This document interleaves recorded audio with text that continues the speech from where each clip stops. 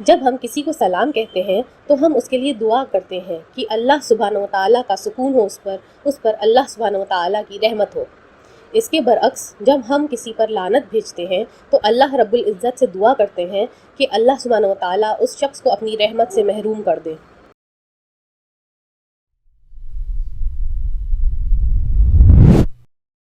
بسم اللہ الرحمن الرحیم۔ السلام علیکم۔ لعنت کیا ہے؟ لعنت کا لفظی معنی ہوتا ہے اللہ کی رحمت سے محروم۔ یہ سلام کے اپوزٹ ہوتا ہے۔ جب ہم کسی کو سلام کہتے ہیں تو ہم اس کے لیے دعا کرتے ہیں کہ اللہ سبحانہ و تعالیٰ کا سکون ہو اس پر اللہ سبحانہ و تعالیٰ کی رحمت ہو۔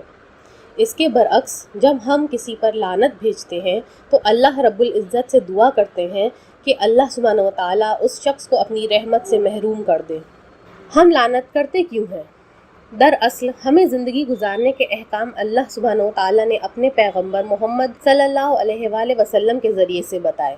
اگر کوئی شخص اس کے مطابق زندگی نہیں گزار رہا ہے تو وہ غلط راستے پر چل رہا ہے، کیونکہ یہ پاسبل ہی نہیں ہے کہ اللہ کی کائنات اللہ کے بتائے نظام کے بغیر صحیح سے چل سکے۔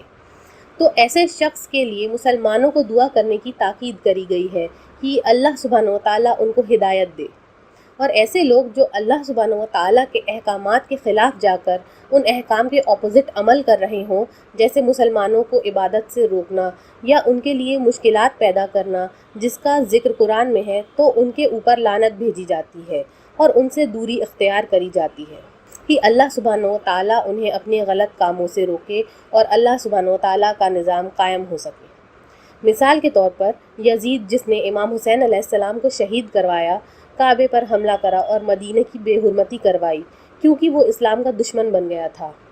امام حسین علیہ السلام اپنے دور میں محمد صلی اللہ علیہ وآلہ وسلم کے ریپریزنٹیٹو تھے۔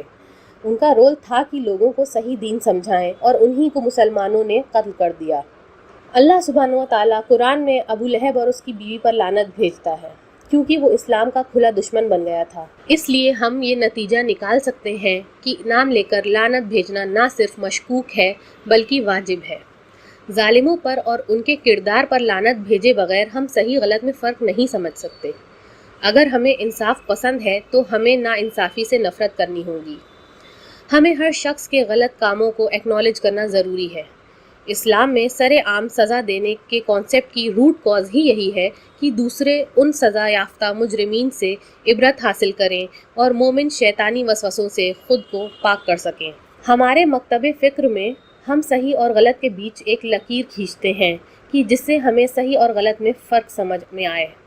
یہی وجہ ہے کہ ہمارے رہبر مغربی حکمران کو نکالنے میں کامیاب ہوئے ہیں اور شیعان علی علیہ السلام کو ایسا نظام بنا کے دیا ہے جو اللہ کے حکم کے مطابق ہو۔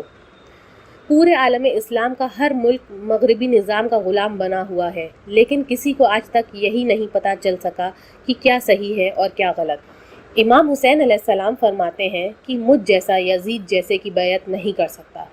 اس کا مطلب امام حسین علیہ السلام جیسے یا ان کے ماننے والے یزید جیسوں کی بیعت نہیں کریں گے، اور بیعت نہ کرنے کے لیے یزید جیسوں کو پہچاننا ضروری ہے۔